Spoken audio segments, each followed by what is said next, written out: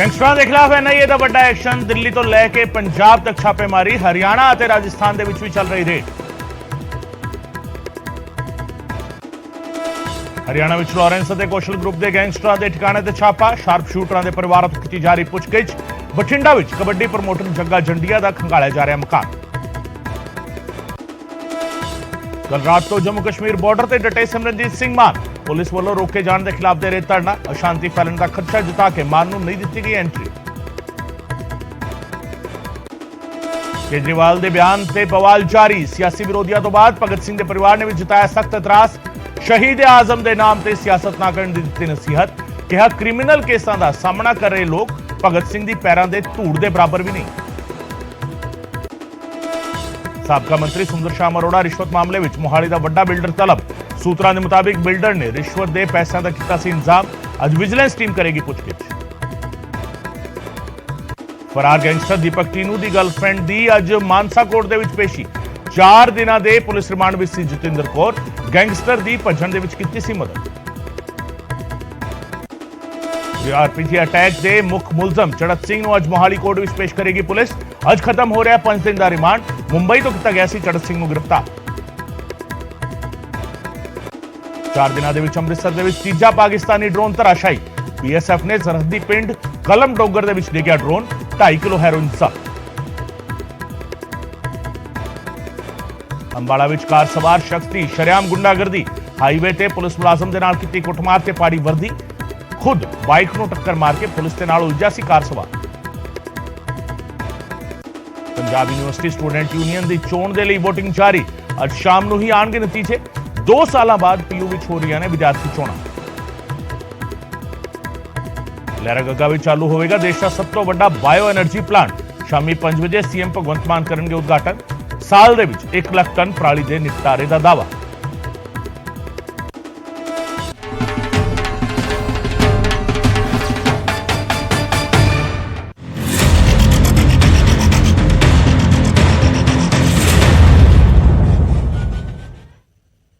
News 18 Punjab Haryana देख रहे दर्शकों का स्वागत है। मैं हां गगनदीप चौहान। एनआईए का ऑपरेशन क्लीन पूरे देश में चल रहा है। पूरे देश में एनआईए की ताबड़तोड़ छापेमारी चल रही है ते दिल्ली तो लैके पंजाब तक एनआईए की रेड लगातार जारी है। हरियाणा ते राजस्थान दे विच भी कई थावां ते छापेमारी की जा रही है।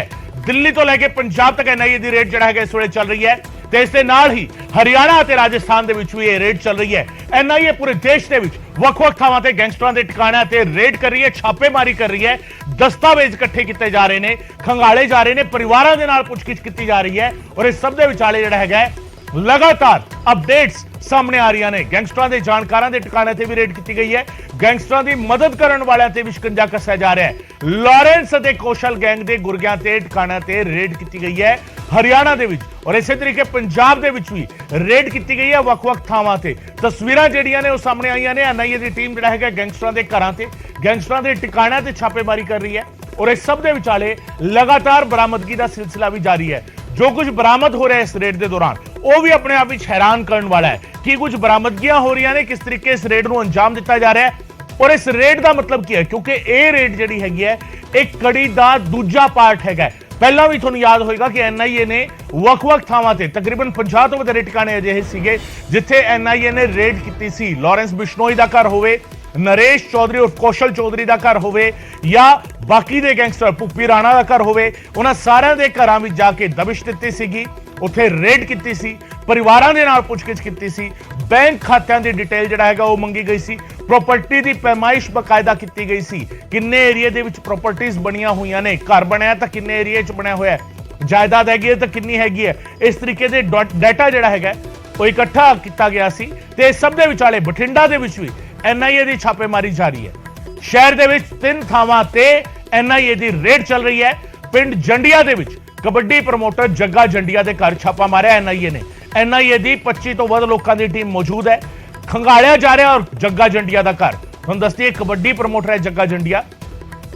जग्गा जंडिया भी एनआईए की रडार से और एनआईए की टीम जिहड़ा हैगा जग्गा जंडिया के घर पहुंची, उत्थे जाके बकायदा 25 लोगों की टीम, 25 तो वधेरे लोगों की टीम है जिहड़ी जग्गा जंडिया के घर मौजूद है और जिहड़ी इस वेले जांच कर रही है।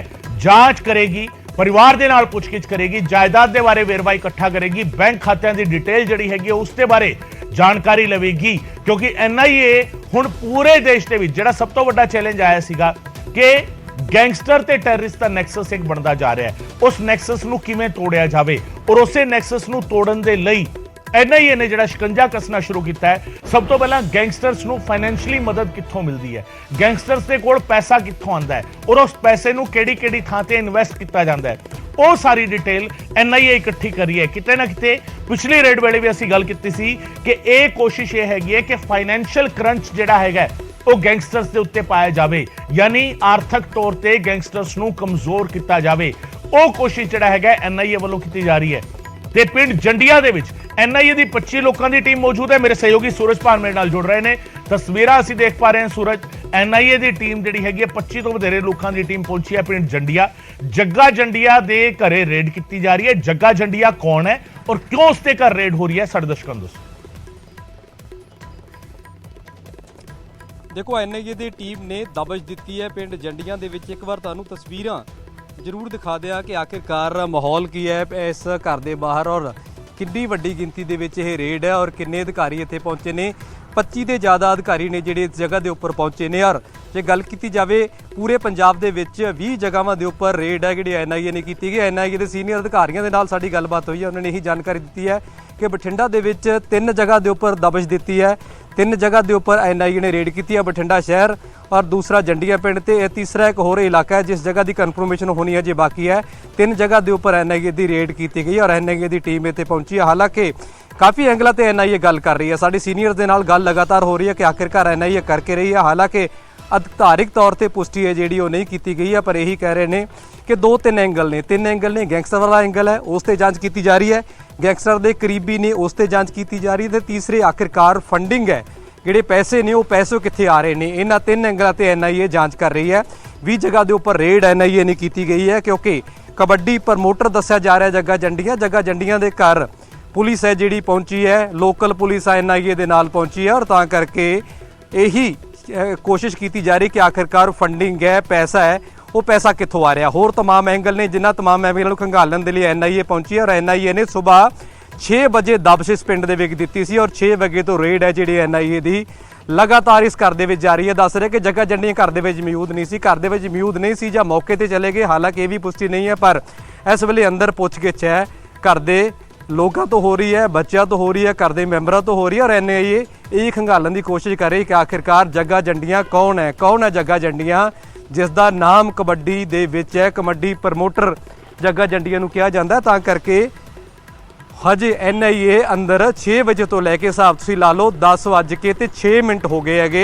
ਹਜੇ ਵੀ NIA ਦੀ ਟੀਮ ਹੈ ਜਿਹੜੀ ਲਗਾਤਾਰ ਅੰਦਰ ਪੁੱਛਗਿੱਛ ਹੈ ਕੀਤੀ ਜਾ ਰਹੀ ਹੈ ਕਿ ਆਖਿਰਕਾਰ ਜੱਗਾ ਜੰਡੀਆਂ ਕੌਣ ਹੈ ਔਰ ਜੱਗਾ ਜੰਡੀਆਂ ਦੇ ਘਰ ਜਿਹੜੀ NIA ਦੀ ਰੇਡ ਹੈ ਉਹ ਲਗਾਤਾਰ ਸਰਚ ਹੈ ਜਿਹੜੀ ਕੀਤੀ ਜਾ ਰਹੀ ਹੈ ਜੀ।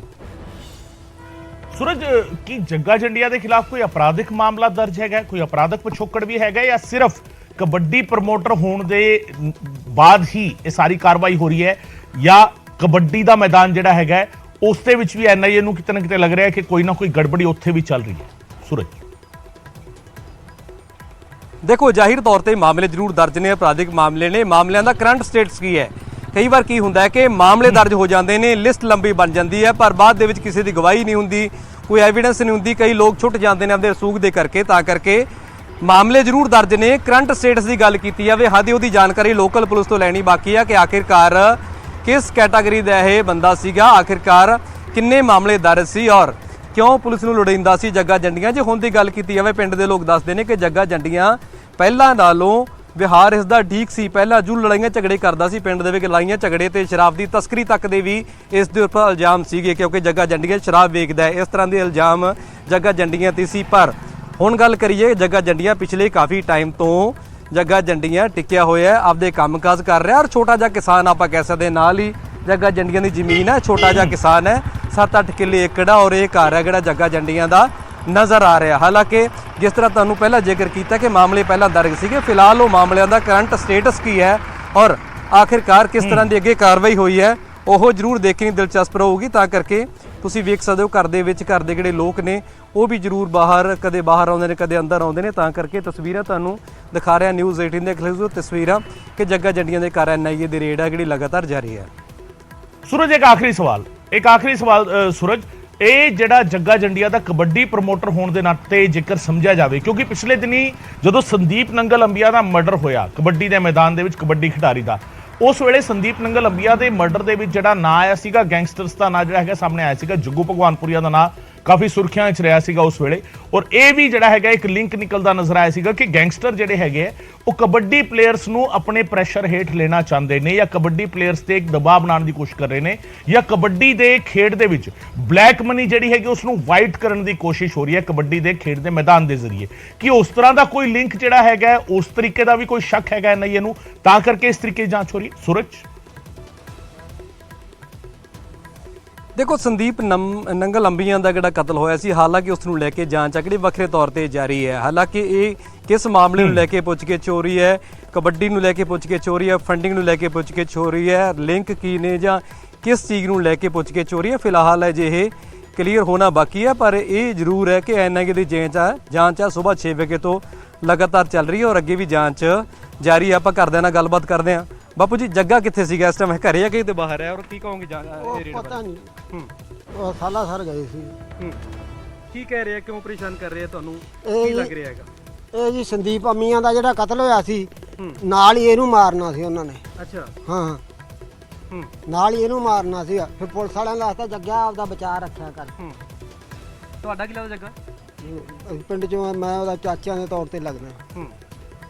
ਦੇਖੋ, ਇਹ ਚਾਚਾ ਨੇ ਘਰ ਦੇ ਵਿੱਚੋਂ ਲੱਗਦੇ ਨੇ, ਆਂਢ ਗੁਆਂਢ ਦੇ ਵਿੱਚੋਂ ਕਹਿ ਰਹੇ ਆ ਕਿ ਜਦੋਂ ਸੰਦੀਪ ਅੰਬੀਆਂ ਦਾ ਕਤਲ ਹੋਇਆ ਸੀ ਉਦੋਂ ਵੀ ਕਹਿ ਰਹੇ ਸੀ ਕਿ ਜੱਗੇ ਨੂੰ ਮਾਰਨ ਦੀ ਸਾਜ਼ਿਸ਼ ਸੀ, ਤਾਂ ਕਰਕੇ ਉਦੋਂ ਇਹ ਜ਼ਰੂਰ ਬਚ ਗਿਆ ਹੈਗਾ। ਹਾਲਾਂਕਿ ਜਿਸ ਤਰ੍ਹਾਂ ਤੁਸੀਂ ਮੈਨੂੰ ਸਵਾਲ ਕੀਤਾ ਸੀ ਕਿ ਆਖਿਰ ਕਿਤੇ ਉਹ ਐਂਗਲ ਤਾਂ ਨਹੀਂ, ਹਾਲਾਂਕਿ ਉਹ ਐਂਗਲ ਦੀ ਪੁਸ਼ਟੀ ਇਹ ਬਜ਼ੁਰਗ ਕਰਦੇ ਨਜ਼ਰ ਆ ਰਹੇ ਨੇ ਜਿਹੜੇ ਕਿ ਪਿੰਡ ਦੇ ਨੇ ਔਰ ਰਿਸ਼ਤੇ ਦੇ ਵਿੱਚੋਂ ਚਾਚਾ ਜਾਂ ਤਾਇਆ ਉਹਨਾਂ ਦਾ ਲੱਗਦਾ। ਇਹ ਕਹਿ ਰਹੇ ਕਿ ਉਹਨੂੰ ਵੀ ਮਾਰਨ ਦੀ ਸਾਜ਼ਿਸ਼ ਹੋ ਸਕਦੀ ਹੈ, ਪਰ NIA ਆਪਦੇ ਤੌਰ ਤੇ ਜਾਂਚ ਕਰ ਰਹੀ ਹੈ। ਜੱਗਾ ਜੰਡੀਆਂ ਫਿਲਹਾਲ ਘਰ ਨਹੀਂ ਹੈ ਔਰ ਘਰ ਦੇ ਕਹਿ ਰਹੇ ਹੈ ਕਿ ਸਾਡਾ ਕੋਈ ਕਸੂਰ ਨਹੀਂ ਹੈ, ਸਾਨੂੰ ਬੇਵਜ੍ਹਾ ਪਰੇਸ਼ਾਨ ਕੀਤਾ ਜਾ ਰਿਹਾ, ਪਰ ਅਸੀਂ ਫਿਰ ਵੀ ਜਾਂਚ ਦੇ ਵਿੱਚ ਸ਼ਾਮਲ ਹਾਂ। ਜਿਸ ਤਰ੍ਹਾਂ ਦੀ ਪੁੱਛਗਿੱਛ ਇਹਨਾਂ ਤੋਂ ਕੀਤੀ ਜਾ ਰਹੀ ਹੈ, ਘਰ ਵਾਲੇ ਉਹਨਾਂ ਦਾ ਜਵਾਬ ਹੈ ਉਹ ਲਗਾਤਾਰ उसका जवाब दे रहे हैं। ठीक, बहुत बहुत शुक्रिया सूरज, ਤੁਹਾਡੇ ਕੋਲ ਲਗਾਤਾਰ ਅਸੀਂ ਅਪਡੇਟ ਲੈਂਦੇ ਰਵਾਂਗੇ, ਕਿਉਂਕਿ ਪੁੱਛਗਿੱਛ ਜਿਹੜਾ ਹੈਗਾ ਹੋ ਸਕਦਾ ਹੋਰ ਲੰਬੀ ਚੱਲੇ, ਕਾਰਵਾਈ ਜਿਹੜੀ ਹੈਗੀ ਹੋਰ ਲੰਬੀ ਚੱਲਣੀ ਹੈ, ਤੇ ਉਸ ਦੇ ਵਿਚਾਲੇ ਜਿਹੜਾ ਹੈਗਾ ਲਗਾਤਾਰ ਤੁਹਾਡੇ ਕੋਲ ਅਸੀਂ ਆਉਂਦੇ ਰਵਾਂਗੇ, ਤਸਵੀਰਾਂ ਵੀ ਤੁਹਾਡੇ ਕੋਲ ਅਸੀਂ ਦੇਖਦੇ ਰਵਾਂਗੇ। ਤੇ ਇਹ ਜੱਗਾ ਜੰਡੀਆਂ ਦਾ ਘਰ ਹੈਗਾ ਜਿੱਥੋਂ ਸਾਡੇ ਸਹਿਯੋਗੀ ਸੂਰਜਪਾਨ ਜਾਣਕਾਰੀ ਦੇ ਰਹੇ ਨੇ ਕਿ ਜੱਗਾ ਜੰਡੀਆਂ ਘਰੇ ਮੌਜੂਦ ਨਹੀਂ ਹੈ, ਉਸਦੇ ਪਰਿਵਾਰਕ ਮੈਂਬਰ ਕਹਿ ਰਹੇ ਨੇ ਕਿ ਸਾਲਾ ਸਰ ਗਿਆ ਹੋਇਆ। ਪਰ ਦੂਜੀ ਜਿਹੜੀ ਅਹਿਮ ਗੱਲ ਨਿਕਲ ਕੇ ਆ ਰਹੀ ਹੈ, ਸੰਦੀਪ ਨੰਗਲ ਅੰਬੀਆ ਦਾ ਜਦੋਂ ਮਰਡਰ ਹੋਇਆ ਹੈ ਕਬੱਡੀ ਦੇ ਮੈਦਾਨ ਦੇ ਵਿੱਚ, ਪਰਿਵਾਰਕ ਮੈਂਬਰ ਇਹ ਕਹਿ ਰਹੇ ਨੇ ਕਿ ਉਸ ਵੇਲੇ ਅਜਿਹੀ ਵੀ ਖਬਰ ਸਾਨੂੰ ਮਿਲੀ ਕਿ ਜੱਗੇ ਨੂੰ ਵੀ ਮਾਰਨਾ ਸੀ। ਸੋ ਕਿਤੇ ਨਾ ਕਿਤੇ ਲਿੰਕ ਇੱਕ ਪਾਸੇ ਜਾ ਕੇ ਸੰਦੀਪ ਨੰਗਲ ਅੰਬੀਆ ਵਾਲੇ ਮਾਮਲੇ ਨਾਲ ਵੀ ਜੁੜਦਾ ਹੈ, ਪਰ ਕਬੱਡੀ ਪ੍ਰਮੋਟਰ ਖੁਦ ਜੱਗਾ ਜੰਡੀਆਂ ਹੈਗਾ, ਇਸ ਕਰਕੇ ਜਾਂਚ ਦੇ ਵਿੱਚੋਂ ਬਹੁਤ ਕੁਝ ਨਿਕਲ ਕੇ ਸਾਹਮਣੇ ਆ ਸਕਦਾ ਹੈ। ਤੇ ਗੱਲ ਸੋਨੀਪਤ ਵਿੱਚ NIA ਦੇ ਐਕਸ਼ਨ ਦੀ ਕਰਦੇ ਆ। NIA ਦਾ ਐਕਸ਼ਨ ਹਰਿਆਣਾ ਦੇ ਵਿੱਚ ਵੀ ਜਾਰੀ ਹੈ। ਲਾਰੈਂਸ ਗੈਂਗ ਦੇ ਸ਼ਾਰਪ ਸ਼ੂਟਰਾਂ ਦੇ ਟਿਕਾਣਿਆਂ ਤੇ ਛਾਪੇਮਾਰੀ ਹੋ ਰਹੀ ਹੈ। ਗੈਂਗਸਟਰ ਰਾਜੂ ਬਸੋਦੀ ਅਤੇ ਅਕਸ਼ੈ ਪਲੜਾ ਦੇ ਟਿਕਾਣਿਆਂ ਤੇ ਰੇਡ ਕੀਤੀ ਜਾ ਰਹੀ ਹੈ ਤੇ ਦੋਵਾਂ ਤੇ ਦਰਜਨ ਤੋਂ ਵਧੇਰੇ ਅਪਰਾਧਕ ਮਾਮਲੇ ਦਰਜ ਨੇ। ਸਵੇਰ ਤੋਂ ਹੀ ਦੋਹਾਂ ਦੇ ਮਕਾਨ ਜਿਹੜਾ ਹੈਗਾ, ਦੋਵਾਂ ਦੇ ਘਰ ਜਿਹੜਾ ਹੈਗਾ ਉਹ ਖੰਗਾਲ ਰਹੀ ਹੈ NIA। ਸ਼ੂਟਰਾਂ ਦੇ ਪਰਿਵਾਰਾਂ ਤੋਂ ਪੁੱਛਗਿੱਛ ਕੀਤੀ ਜਾ ਰਹੀ ਹੈ। ਪੈਟਰਨ ਜਿਹੜਾ ਹੈਗਾ NIA ਦੀ ਜਾਂਚ ਦਾ ਸਿਮਿਲਰ ਹੈਗਾ ਜਿਹੜਾ ਪਿਛਲੀ ਵਾਰ ਸੀਗਾ। ਸਿੱਧਾ ਜਿਹੜੇ ਅਪਰਾਧਕ ਪਿਛੋਕੜ ਵਾਲੇ ਲੋਕ ਨੇ ਉਹ ਗੈਂਗਸਟਰ ਨੇ ਜਾਂ ਗੈਂਗਸਟਰ ਦੇ ਗੁਰਗੇ ਨੇ, ਉਹਨਾਂ ਦੇ ਘਰੇ ਜਾ ਰਹੀ ਹੈ NIA ਦੀ ਟੀਮ, ਪਰਿਵਾਰ ਨੂੰ ਬਿਠਾ ਰਹੀ ਹੈ, ਪਰਿਵਾਰ ਦੇ ਨਾਲ ਪੁੱਛਗਿੱਛ ਕਰ ਰਹੀ ਹੈ। ਇਲਾਕੇ ਵਿੱਚ ਜਿਹੜੀ ਜਾਇਦਾਦ ਹੈਗੀ ਹੈ, ਉਸ ਥਾਂ ਤੇ ਜਿਹੜੀ ਜਾਇਦਾਦ ਹੈਗੀ ਹੈ ਉਸ ਦੇ ਬਾਰੇ ਵੇਰਵਾ ਇਕੱਠਾ ਕੀਤਾ ਜਾ ਰਿਹਾ ਹੈ। ਫੰਡਿੰਗ ਦਾ ਵੇਰਵਾ ਇਕੱਠਾ ਕੀਤਾ ਜਾ ਰਿਹਾ, ਯਾਨੀ ਬੈਂਕ ਖਾਤੇ ਕਿੱਥੇ ਨੇ, ਕਿਹੜੇ ਬੈਂਕ ਵਿੱਚ ਖਾਤੇ ਨੇ, ਕਿਵੇਂ ਖਰਚਾ ਪਾਣੀ ਚੱਲਦਾ ਹੈ, ਕਿਵੇਂ ਪੈਸਾ ਆਉਂਦਾ ਹੈ, ਉਹ ਸਾਰੀ ਡਿਟੇਲ ਜਿਹੜਾ ਹੈਗਾ ਉਹ ਲਈ ਜਾ ਰਹੀ ਹੈ। ਕਿਤੇ ਨਾ ਕਿਤੇ ਇੱਕ ਕੋਸ਼ਿਸ਼ ਜਿਹੜੀ ਹੈਗੀ NIA ਦੀ ਕਿ ਫਾਈਨੈਂਸ਼ੀਅਲੀ ਜਿਹੜਾ ਹੈਗਾ ਹਿੱਟ ਕੀਤਾ ਜਾਵੇ ਗੈਂਗਸਟਰ ਸੇ ਨੈਕਸਸ ਨੂੰ। नितिन अंतिल मेरे सहयोगी इस वे फोन लाइन थे मेरे नाल जुड़ रहे हैं। नितिन, सोनीपत में कार्रवाई NIA की और जिस तरीके से जानकारी मिल रही है, शार्प शूटर जो हैं उनके घरों पर छापा मारा गया है। राजू बसोदी और अक्षय पलड़ा दोनों के घर पर छापा मारा गया है। क्या जानकारी मिल पा रही है? जी गगन, मैं आपको बता दूं, सुबह 4 बजे जो जानकारी मिली हमारे सूत्रों के अनुसार एनआईए की टीम सबसे पहले अक्षय पलड़ा के घर पहुंची और वहीं से जो 2 टीमें यहां पर आई थी, एक टीम राजू बसोदी के घर गई है क्योंकि दोनों ही बड़े गैंगस्टर हैं। और जो जानकारी मिली है, जानकारी ये अक्षय पलड़ा जो पंजाब में गिरफ्तार हुआ था और उसके बाद इंटरपोल के जरिए जो राजू बसोदी गिरफ्तारी हुई थी, और दोनों ही जो गैंगस्टर हैं, जो सारसूत्र हैं, दोनों पर ये संगीन मामले दर्ज हैं। दर्जनों मामले हैं जिनमें सबसे ज्यादा हत्या, लूट, रंगदारी के सबसे ज्यादा मामले हैं। और उसके बाद जो एनआईए है ये उनके घर वालों से पूछताछ कर रही है कि आखिरकार जो बैंक खाते की डिटेल उन्हें दी जाए कि आखिर का पैसा कहां से कितना, उस पैसे को कहां पर लगाया गया। और उसके साथ साथ एक पूछताछ का जो सूत्रों से पता ये भी चला है, एक पूछताछ ये भी की जा रही है कि आखिरकार इनके संबंध लॉर्ड बिश्नोई गैंग के अलावा इंटरनेशनल जो एजेंसियां, इंटरनेशनल जो डॉन बैठे हुए हैं उनसे हैं या नहीं है। क्योंकि एक सूत्र के अनुसार ये भी जानकारी हमें मिली थी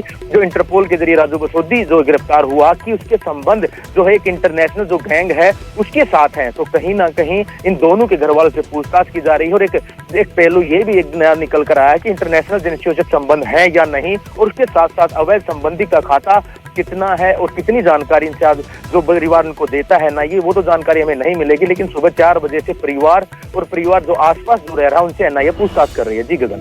नितिन, एक बार इन दोनों के बारे में बताइए। आप बता रहे हैं कि राजू बसोदी की गिरफ्तारी इंटरपोल के जरिए हुई थी और अक्षय पलड़ा को पंजाब में गिरफ्तार किया गया था।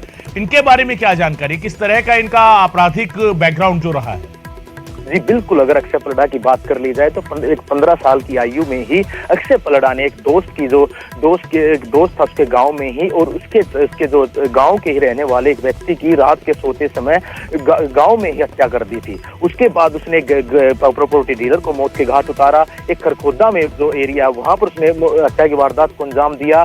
गांव के ही किसानों से रंगदारी मांगी। पहले उसने अपने गांव से शुरुआत की अपनी जो आपराधिक दुनिया की। और जो राजू बसोदी की बात कर ली जाए तो राजू बसोदी का जो परिवार, उसका बैकग्राउंड है, कहीं ना कहीं उसके घर के हालात इतने ज्यादा ठीक नहीं थे और गांव से ही उसका दोनों के दोनों जो अपराधी हैं, गांव से ही आपराधिक घटनाओं की शुरुआत हुई थी। और उसके बाद ये जेल में जब गए तो उनके संबंध लॉर्ड बिश्नोई गैंग, काला जठेरी से जुड़े ये, और उसके बाद इन्होंने ये पीछे नहीं मुड़े और लगातार आपराधिक वारदातों को अंजाम देने लगे। राजू बसोदी की बात कर ली जाए तो उसने एक किसान से, अपने गांव के एक किसान से 35 लाख रुपए की रंगदारी मांग ली थी और उसके बाद वो जेल चला गया था। और वो यहाँ से वो एक इंटरनेशनल, जो सूत्रों से पता चला, इंटरनेशनल डॉन से जुड़ा हुआ था और उसी के जरिए वो बाहर विदेश में था और इंटरपोल ने उसको गिरफ्तार किया था। और अक्षय पलड़ा ये वारदातों को अंजाम देकर, क्योंकि अक्षय पलड़ा जो लॉर्ड बिश्नोई गैंग के साथ काला जठेरी गैंग से जुड़ा हुआ था और वो जो नजदीक के जो गांव, वहां पर हत्या की वारदातों को अंजाम दे रहा था। और जब उसको मोस्ट वांटेड घोषित किया गया तो हरियाणा से वो फरार हो गया था। पंजाब में वो छिपा हुआ था। पंजाब पुलिस के जरिए उसको पंजाब से गिरफ्तार किया गया था। पहले पंजाब जेल में ही था। हालांकि अभी तक कोई पुख्ता जानकारी ये नहीं है कि वो पंजाब में है या किसी और जेल में है। वहीं राजू बसोदी की बात कर ली जाए तो राजू बसोदी को गिरफ्तारी के बाद सोनीपत जेल में रखा गया था। लेकिन वहां पहले ही एक गैंगस्टर है मोनू लल्हेड़ी, उसके साथ उसकी हाथापाई हो गई थी। मारपीट के बाद राजू बसोदी को वहां से फरीदाबाद भेज दिया गया था और वहां एक हफ्ता रहने के बाद वह पानीपत जेल में था। लेकिन अब कहाँ, किसी को कोई जानकारी नहीं है। दोनों ही अपराधी अपने गांव से ही आपराधिक घटनाओं के बाद जो बड़े गैंगस्टर बने हैं।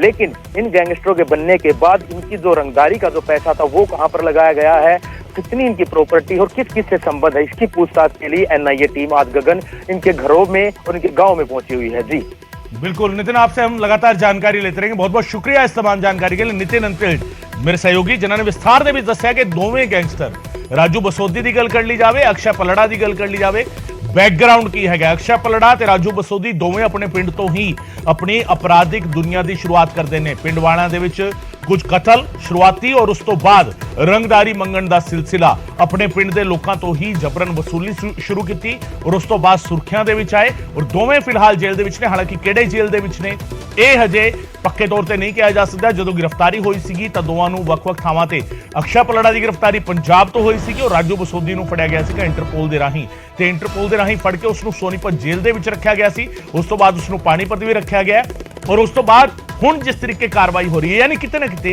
एक बहुत क्लीयर गल जिहड़ी हैगी है, एनआईए यानी केंद्रीय जांच एजेंसी का टारगेट इस वेले ਉਹ ਗੈਂਗਸਟਰ ਵੀ ਨੇ ਜਿਹੜੇ ਆਲਰੇਡੀ ਜੇਲ੍ਹ ਦੇ ਵਿੱਚ ਬੰਦ ਨੇ, ਉਹਨਾਂ ਦੇ ਪਰਿਵਾਰਾਂ ਨੂੰ ਵੀ ਸਵਾਲ ਜਵਾਬ ਜਿਹੜੇ ਹੈਗਾ ਕੀਤੇ ਜਾ ਰਹੇ ਨੇ। ਔਰ ਇਸ ਸਭ ਦੇ ਵਿਚਾਲੇ ਗੁਰੂਗ੍ਰਾਮ ਦੇ ਵਿੱਚ ਵੀ ਐਨਆਈਏ ਦੀ ਛਾਪੇਮਾਰੀ ਜਾਰੀ ਹੈ।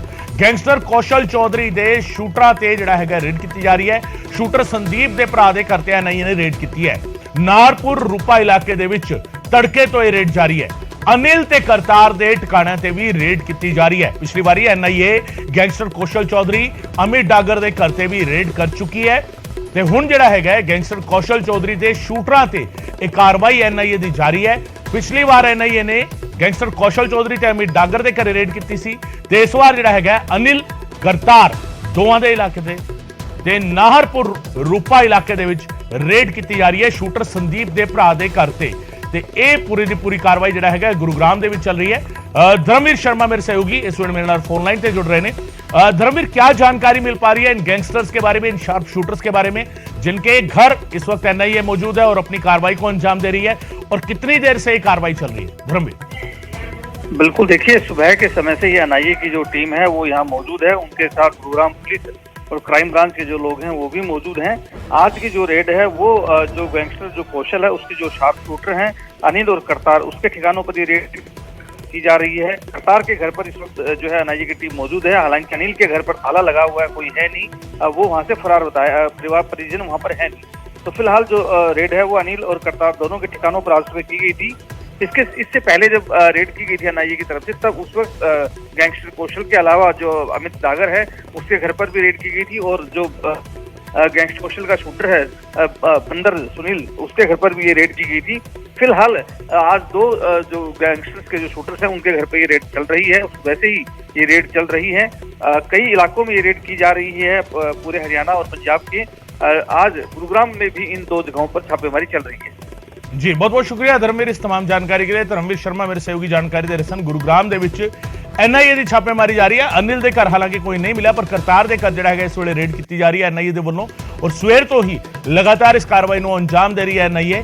ਯਾਨੀ ਇਹ ਵੀ ਆਪਣੇ ਆਪ ਵਿੱਚ ਇੱਕ ਜਿਹੜਾ ਤਰੀਕਾ ਹੈਗਾ ਐਨਆਈਏ ਦਾ ਕਿ ਸਾਰੀਆਂ ਥਾਵਾਂ ਤੇ ਆਲਮੋਸਟ ਸਾਰੀਆਂ ਥਾਵਾਂ ਤੇ ਇੱਕੋ ਵਕਤ ਤੇ ਰੇਡ ਜਿਹੜਾ ਹੈਗਾ ਸ਼ੁਰੂ ਹੁੰਦੀ ਹੈ, ਇੱਕੋ ਲਖਤ ਜਿਹੜਾ ਹੈਗਾ ਰੇਡ ਜਿਹੜਾ ਹੈਗਾ ਛਾਪੇਮਾਰੀ ਜਿਹੜਾ ਹੈਗਾ ਉਹ ਸ਼ੁਰੂ ਕੀਤੀ ਜਾਂਦੀ ਹੈ, ਔਰ ਉਸ ਤੋਂ ਬਾਅਦ ਜਿਹੜਾ ਹੈਗਾ ਕਾਰਵਾਈ ਨੂੰ ਅੰਜਾਮ ਦਿੰਦੀ ਹੈ ਐਨਆਈਏ, ਔਰ ਪੂਰੀ ਡਿਟੇਲ ਜਿਹੜਾ ਹੈਗਾ ਉਹ ਇਕੱਠੀ ਕੀਤੀ ਜਾਂਦੀ ਹੈ ਐਨਆਈਏ ਦੇ ਵੱਲੋਂ। ਉਧਰ ਝੱਜਰ ਦੇ ਵਿੱਚ ਵੀ ਐਨਆਈਏ ਨੇ ਛਾਪੇਮਾਰੀ ਕੀਤੀ ਹੈ ਔਰ ਗੈਂਗਸਟਰ ਨਰੇਸ਼ ਸੇਠੀ ਦਾ ਘਰ ਖੰਗਾਲਿਆ ਹੈ। 5 ਘੰਟੇ ਤੱਕ ਐਨਆਈਏ ਨੇ ਚੈਕਿੰਗ ਕੀਤੀ ਹੈ ਇੱਥੇ। ਨਰੇਸ਼ ਸੇਠੀ ਦੇ ਪਰਿਵਾਰ ਤੋਂ ਪੁੱਛਗਿੱਛ ਕੀਤੀ ਜਾ ਰਹੀ ਹੈ।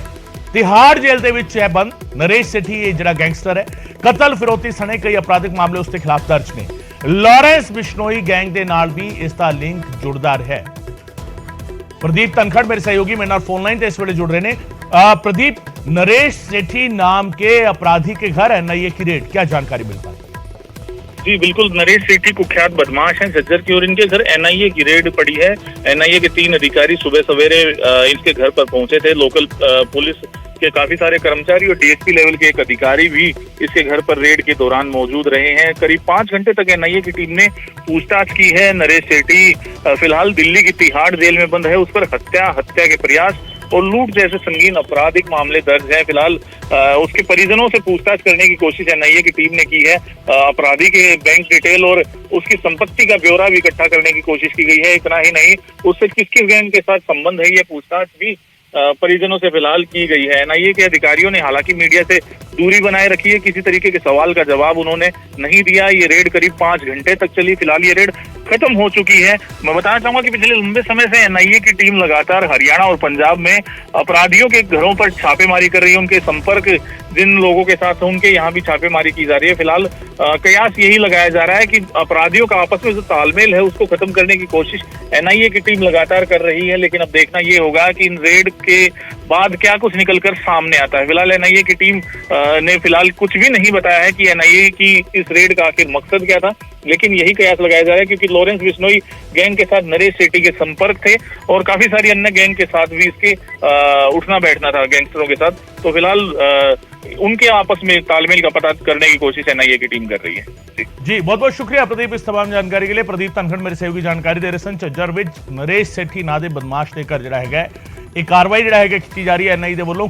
ਕਤਲ ਦੀ ਕੋਸ਼ਿਸ਼ ਤੇ ਰੰਗਦਾਰੀ ਮੰਗਣ ਜਿਹੇ ਕਈ ਮਾਮਲੇ ਜਿਹੜਾ ਹੈਗਾ ਦਰਜ ਨੇ, ਔਰ ਪਰਿਵਾਰ ਤੋਂ ਇਹ ਪੁੱਛਿਆ ਜਾ ਰਿਹਾ ਕਿ ਫੰਡਿੰਗ ਜਿਹੜਾ ਹੈਗਾ ਉਹ ਕਿੱਥੋਂ ਆਉਂਦੀ ਹੈ, ਕਿਹੜੇ ਗੈਂਗ ਨੇ ਉਹਨਾਂ ਦੇ ਨਾਲ ਇਹ ਸੇਠੀ ਦਾ ਲਿੰਕ ਰਿਹਾ। ਸਾਰੇ ਸਵਾਲ ਕਰ ਰਹੀ ਹੈ ਐਨਆਈਏ ਪਰਿਵਾਰ ਦੇ ਨਾਲ ਪੁੱਛਗਿੱਛ ਕਰ ਰਹੀ ਹੈ, ਪਰਿਵਾਰ ਨੂੰ ਸਵਾਲ ਕਰ ਰਹੀ ਹੈ, ਪਰਿਵਾਰਕ ਮੈਂਬਰਾਂ ਦੇ ਨਾਲ ਸਵਾਲ ਜਵਾਬ ਦਾ ਸਿਲਸਿਲਾ ਜਾਰੀ ਹੈ ਔਰ ਦਸਤਾਵੇਜ਼ ਇਕੱਠੇ ਕੀਤੇ ਜਾ ਰਹੇ ਨੇ ਕਿ ਕੀ ਕੁਝ ਸਾਹਮਣੇ आ रहा है उस दे बारे देखा जा सके कि पैसा कित्थों आ रहा है, फंडिंग ਜਿਹੜੀ ਹੈਗੀ ਉਹ ਕਿੱਥੋਂ ਕੀਤੀ ਜਾ ਰਹੀ ਹੈ, ਕਿਹੜੇ ਗੈਂਗਸਟਰ ਮਦਦ ਕਰ ਰਹੇ ਨੇ, ਪੈਸਾ ਖਰਚ ਕਿੱਥੇ ਹੋ ਰਿਹਾ ਹੈ, ਇਹ ਸਾਰੇ ਸਵਾਲਾਂ ਦੇ ਜਵਾਬ ਲੱਭਣ ਦੀ ਕੋਸ਼ਿਸ਼ ਕੀਤੀ ਜਾ ਰਹੀ ਹੈ। ਤੇ ਇਸ ਸਭ ਦੇ ਵਿਚਾਲੇ ਗੈਂਗਸਟਰ ਨੈਕਸਸ ਤੇ ਐਨਆਈਏ ਦਾ ਐਕਸ਼ਨ ਲਗਾਤਾਰ ਜਾਰੀ ਹੈ।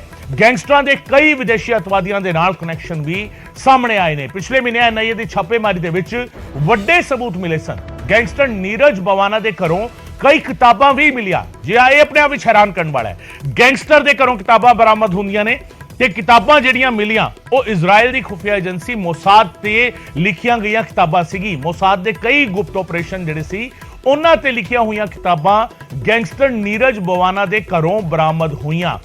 ਇਹ ਆਪਣੇ ਆਪ ਵਿੱਚ ਕਿਸ ਤਰੀਕੇ ਲਿੰਕ ਜੁੜਦਾ ਹੈ, ਗੈਂਗਸਟਰ ਕੀ ਕੁਝ ਕਰ ਰਹੇ ਨੇ, ਗੈਂਗਸਟਰ ਦੇ ਘਰੋਂ ਹਥਿਆਰ ਬਰਾਮਦ ਹੋਣ, ਡਰੱਗਸ ਬਰਾਮਦ ਹੋਵੇ, ਇਹ ਤਾਂ ਸਮਝ ਆਉਂਦਾ ਹੈ, ਪਰ ਜਦੋਂ ਗੈਂਗਸਟਰ ਦੇ ਘਰੋਂ ਇਸ ਤਰੀਕੇ ਦੀਆਂ ਕਿਤਾਬਾਂ ਬਰਾਮਦ ਹੋਣ ਤਾਂ ਫਿਰ ਸਵਾਲ ਕਈ ਸਾਰੇ ਖੜੇ ਹੁੰਦੇ ਨੇ। ਮੇਰੇ ਸਹਿਯੋਗੀ शंकर आनंद मेरे नाल इस वेले फोन लाइन पे जुड़ रहे हैं। शंकर, गैंगस्टर के घर से किताबें, हथियार और नशा तो अक्सर सुना था, पैसा भी सुना जाता है कि नकदी बरामद कर ली गई, लेकिन किताबें मिली, ये किताबों का क्या कनेक्शन है? किताब की अगर बात करें तो वाकई में ये बेहद दिलचस्प एक वाकया सामने आया था जब पिछले महीने ही एनआईए के द्वारा जब सर्च ऑपरेशन को अंजाम दिया जा रहा था तो गैंगस्टर नीरज बवाना के आवाज से कुछ ऐसी किताबें बरामद हुई थी जो किताब जो एक विश्व स्तरीय एक काफी बेहतर एजेंसी मानी जाती है मोसाद, उस पर लिखी गई थी कि मोसाद जो इजराइल की खुफिया एजेंसी है और वो किस तरह से जाम देती है, तो उसके मसले पर बहुत सारी किताबें लिखी गई थी। तो वो किताबें नीरज बवाना के घर से बरामद हुआ था और उन किताबों में इस बात का जिक्र था कि सीक्रेट ऑपरेशन किस तरह से अंजाम दिया जाता है, क्या क्या सीक्रेट ऑपरेशन मोसाद के द्वारा इम्प्लीमेंट किया गया। तो उन तमाम किताबों को पढ़ने का रीजन या किताब रखने का क्या वजह है, उसको भी जांच एजेंसी तफ्तीश कर रही है और इसी मामले पर नीरज बवाना से पूछताछ भी की गई। तो नीरज बवाना की गिरफ्तारी हुई थी पिछले महीना। नीरज बवाना, कौशल चौधरी, भूपेंद्र सिंह की गिरफ्तारी हुई थी और उसी गिरफ्तारी के दौरान में उन तमाम सवाल जवाब किए गए थे और उसके बाद जो इनपुट्स मिले थे उसके आधार पर आज सर्च ऑपरेशन को अंजाम दिया जा रहा है। 40 से ज्यादा लोकेशन पर सर्च ऑपरेशन को अंजाम दिया जा रहा है, जिसमें कि राजधानी, राजस्थान, हरियाणा, पंजाब, उन तमाम लोकेशन पे सर्च ऑपरेशन को अंजाम दिया जा रहा है। और कहा जा सकता है कि जैसे जैसे इस मामले में इन्वेस्टिगेशन का दायरा बढ़ रहा है, कई महत्वपूर्ण जानकारियां सामने आ रही हैं और इन्हीं तथ्यों को ध्यान में रखते हुए आगे विस्तार से इन्वेस्टिगेशन को अंजाम दिया जा रहा है। तो एक तरह समझा जा सकता है कि गैंगस्टर भी इस मामले को लेकर विदेशी जांच एजेंसियों से जुड़े हुए जो इन्वेस्टिगेशन को कैसे किया जाता है उसको समझने की एक ललक उनके अंदर में देखी जा रही है। और कहीं न कहीं ये जो एक सवाल यहाँ ये है कि हिंदी में एक मुहावरा है, तू डाल डाल मैं पात पात, तो क्या वही चीज गैंगस्टर करते हुए नजर आ रहे हैं? क्योंकि मोसाद के ऑपरेशंस के बारे में लिखी हुई किताब एक गैंगस्टर के घर से मिलना और उस घर पर फिर एनआईए की रेड होना, जहां भारतीय एजेंसियां भी ये समझने की कोशिश करती हैं कि इजराइल की एजेंसी किस तरीके से अपने ऑपरेशन को अंजाम देती हैं, किस तरीके से कार्रवाई करती है, मोसाद किस तरह से एक्शन करता है और पूरी दुनिया में मोसाद का एक बहुत बड़ा रुतबा रहा है, उसके ऑपरेशंस को समझना और पढ़ना। तो क्या गैंगस्टर कहीं ना कहीं पहले से ही मेंटली प्रिपेयर थे इस चीज के लिए कि केंद्रीय एजेंसी भी किसी दिन अगर जांच के लिए आ जाएगी तो हमें क्या चीज बतानी है और क्या चीज नहीं बतानी और कैसे बचा जा सकता है? शंकर, आपने उस एक लाइन की जो कहावत है उसमें सारी जो इन्वेस्टिगेशन का जो एक महत्वपूर्ण पॉइंट है उसको आपने बता दिया है, क्योंकि जो आपने जिस तरह से उस मुहावरे का जिक्र किया है, एक्चुअल में यही वो सार है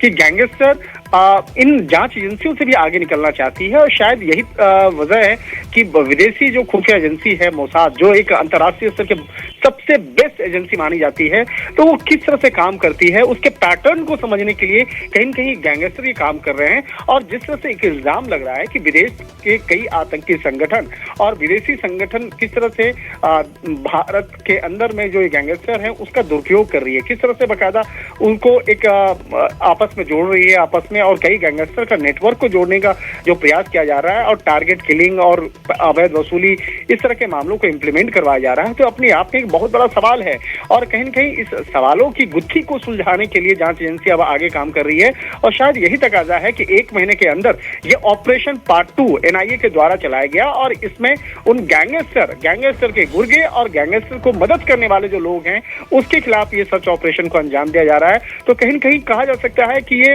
गैंगस्टर गैंगस्टर अब स्थानीय लोकल स्तर के गैंगस्टर नहीं रह गए हैं। इनकी जो सोच है और इनकी जो एक आपराधिक जो छवि है, अपराध को करने की जो एक ललक है, वो अंतर्राष्ट्रीय स्तर से काफी जुड़ता हुआ नजर आ रहा है। तो शायद इसी का तकाजा है कि गैंगस्टर के घर में इस तरह की किताबें भी मिल रही हैं, जिससे एक तरह से कहा जा सकता है कि ये गैंगस्टर अपने आप को एक अंतर्राष्ट्रीय स्तर का गैंगस्टर बनाने की फिराक में है। बिल्कुल, वो कोशिशें कहीं ना कहीं चल रही है। शंकर, बहुत बहुत शुक्रिया इस तमाम जानकारी के लिए। शंकर आनंद मेरे सहयोगी जानकारी दे रहे सन किस तरीके गैंगस्टर ਦੇ ਘਰਾਂ ਚੋਂ ਜੋ ਕੁਝ ਬਰਾਮਦਗੀਆਂ ਹੋ ਰਹੀਆਂ ਨੇ ਉਹ ਆਪਣੇ ਆਪ ਵਿੱਚ ਹੈਰਾਨ ਕਰਨ ਵਾਲੇ ਖੁਲਾਸੇ ਕਰ ਰਹੀਆਂ ਨੇ ਕਿ ਗੈਂਗਸਟਰ ਕਿਸ ਲੈਵਲ ਤੇ ਜਾ ਕੇ ਸੋਚ ਰਹੇ ਨੇ, ਏਜੰਸੀਜ਼ ਨੂੰ ਲੈ ਕੇ ਕਿਸ ਤਰੀਕੇ ਦੀ ਤਿਆਰੀ ਕਰ ਰਹੇ ਨੇ। ਯਾਨੀ ਗੈਂਗਸਟਰ ਸਿਰਫ ਹਥਿਆਰਾਂ ਦੇ ਨਾਲ ਨਹੀਂ, किताबी नॉलेज लैन की कोशिश भी, किताबी ज्ञान लैन की कोशिश भी कर रहे हैं और उसके आधार पर भी अपने आप को तैयार कर रहे हैं कि किस तरीके जांच विच कितना सहयोग करना और जांच तो बचना किवें, वो भी कितना कितने राह लभदे हुए गैंगस्टर भी नजर आ रहे हैं और एक वड्डी फिकर है एजेंसियां दे लई।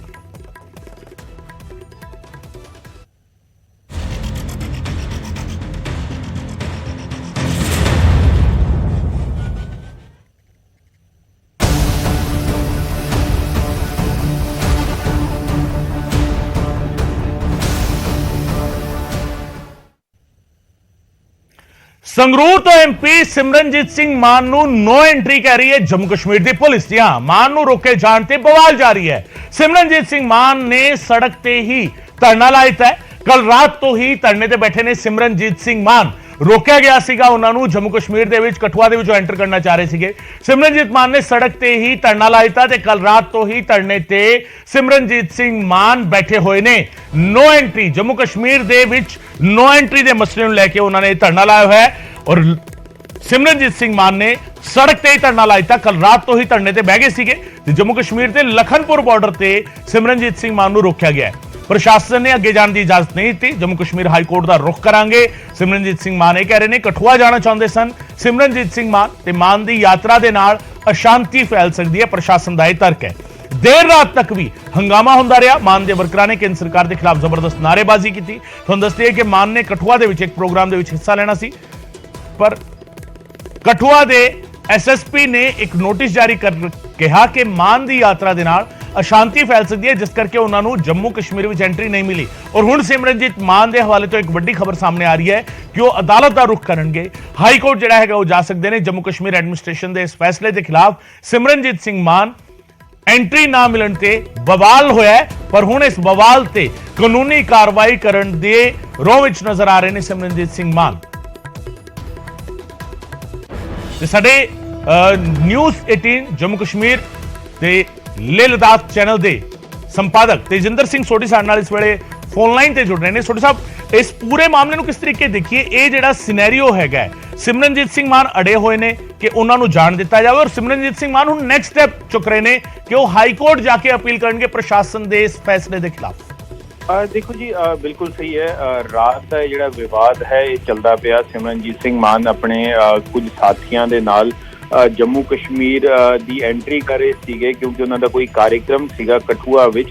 लेकिन जम्मू कश्मीर प्रशासन का यह कहना है कि सिमरनजीत सिंह मान के आने नाल इत्थे कम्यूनल हारमोनी खराब हो सकती है, इस करके उत्थे उस एरिया विच धारा 144 उत्थे दे डीएम ने कल नाफिज कर दी सी। सिमरनजीत सिंह मान नूं कल शाम तो लैके काफ़ी रिक्वेस्ट की जा रही है डिस्ट्रिक्ट एडमिनिस्ट्रेशन, डिस्ट्रिक्ट पुलिस के द्वारा कि वो वापस चले जान। लेकिन सिमरनजीत सिंह मान उत्थे ही लखनपुर क्रॉसिंग जिहड़ी है उत्थे ही डेरा ला के बैठे हुए। रात भी उन्होंने उत्थे ही बिताई, लंगर का बंदोबस्त भी उत्थे ही किया गया। सारी जिहड़े उन्हां नाल लोकी आ रहे सीगे उन्हां लई। ते सिमरनजीत सिंह मान का हुण ये कहना है कि वो Jammu Kashmir high court move करनगे। उन्होंने वकील जम्मू कश्मीर हाई कोर्ट में एक पैटिशन लैके जाणगे कि उन्होंने जिहड़ा ये डिसीजन लिया गया डिस्ट्रिक्ट एडमिनिस्ट्रेशन कठुआ दे वल्लों कि उन्होंने जम्मू कश्मीर विच एंट्री की मनाही है, उसनू चैलेंज करने वास्ते हुण सिमरनजीत सिंह मान अपने वकील के through Jammu Kashmir high court नू अप्रोच करनगे।